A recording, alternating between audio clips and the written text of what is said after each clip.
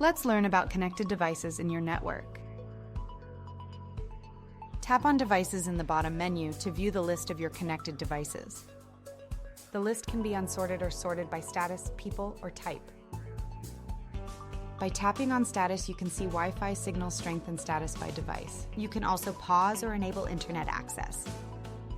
By tapping on people, you can see the Wi-Fi signal strength by person, pause or enable internet access. See which person a device is assigned to, and see unassigned devices. By tapping on type, you can see the Wi-Fi signal strength and status, organized by the type of device, such as computers, doorbells, or security cameras. Easily add devices for each of your contacts.